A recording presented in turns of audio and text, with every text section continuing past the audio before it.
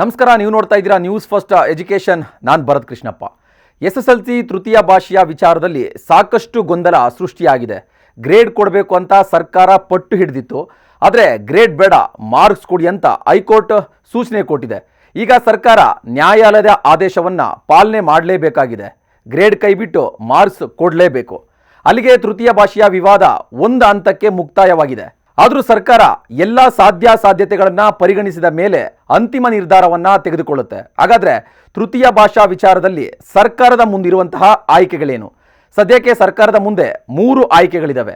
ಈ ಆಯ್ಕೆಗಳ ಕುರಿತು ಕಾನೂನು ತಜ್ಞರ ಜೊತೆಗೆ CM ಜೊತೆ ಚರ್ಚೆ ಮಾಡಿ ಒಂದು ಫೈನಲ್ ಡಿಸಿಷನ್ಗೆ ಸರ್ಕಾರ ಬರಬೇಕಾಗಿದೆ. ಆಯ್ಕೆ 1, ಸರ್ಕಾರ ಮತ್ತೆ ನ್ಯಾಯಾಲಯದಲ್ಲಿ ಮೇಲ್ಮನವಿ ಸಲ್ಲಿಸುವಂತಹ ಸಾಧ್ಯತೆ ಇರುತ್ತೆ.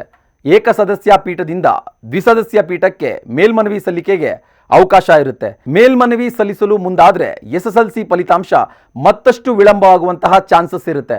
ಹಾಗಾಗಿ CM ಸಮ್ಮತಿ ಕೊಟ್ಟರೆ ಮಾತ್ರ ಕಾನೂನು ಹೋರಾಟ ಮಾಡೋದಕ್ಕೆ ಸರ್ಕಾರ ಮುಂದಾಗ್ಬೋದು. ಆಯ್ಕೆ 2, ನ್ಯಾಯಾಲಯ ಸೂಚಿಸಿದಂತೆ ಅಂಕಗಳನ್ನು ಕೊಡೋದು. ಅಂದರೆ ತೃತೀಯ ಭಾಷೆಯ ಮೌಲ್ಯಮಾಪನ ಮಾಡಿ ಮಾರ್ಕ್ಸ್ ಕೊಡೋದು. ಮಾರ್ಕ್ಸ್ ಆಧಾರದಲ್ಲಿ ಫಲಿತಾಂಶವನ್ನು ಪ್ರಕಟಣೆ ಮಾಡೋದು. ಇಲ್ಲಿ ಕೇವಲ ಮಾರ್ಕ್ಸ್ ಕೊಟ್ಟರೂ ಆಕ್ಷೇಪ ಎದುರಾಗುವಂತಹ ಸಾಧ್ಯತೆ ಇರುತ್ತೆ. ಅಂದರೆ ವಿದ್ಯಾರ್ಥಿಗಳಲ್ಲಿ ಗೊಂದಲ ಸೃಷ್ಟಿಸಿ ಅಂಕ ಕೊಟ್ಟರೆ ವೈಯಕ್ತಿಕವಾಗಿ ಮಾರ್ಕ್ಸ್ ಕಡಿಮೆ ಆಗ್ಬೋದು. ಹಾಗಾಗಿ ವಿದ್ಯಾರ್ಥಿಗಳು ಹಾಗೂ ಪೋಷಕರಿಂದ ಆಕ್ಷೇಪ ಎದುರಾಗುವಂತಹ ಸಾಧ್ಯತೆ ಇರುತ್ತೆ. ಇನ್ನು ಆಯ್ಕೆ 3, ಗ್ರೇಸ್ ಮಾರ್ಕ್ಸ್ ಕೊಟ್ಟು ಫಲಿತಾಂಶ ಪ್ರಕಟಣೆ ಮಾಡೋದು. ವಿದ್ಯಾರ್ಥಿಗಳ ಅಸಲಿ ಮಾರ್ಕ್ಸ್ಗೆ ಹೆಚ್ಚುವರಿ ಗ್ರೇಸ್ ಮಾರ್ಕ್ಸ್ ಕೊಡೋದು. ತೃತೀಯ ಭಾಷೆಯಲ್ಲಿ ಯಾರೂ ಫೇಲ್ ಆಗದಂತೆ ನೋಡ್ಕೊಳ್ಬೇಕಾಗತ್ತೆ. ಹಾಗಾಗಿ ಫೇಲ್ ಮಾಡದೆ ಗ್ರೇಸ್ ಮಾರ್ಕ್ಸ್ ಕೊಟ್ಟು ಫಲಿತಾಂಶ ಪ್ರಕಟಣೆ ಮಾಡುವಂತಹ ಸಾಧ್ಯತೆ ಕೂಡ ಇರುತ್ತೆ.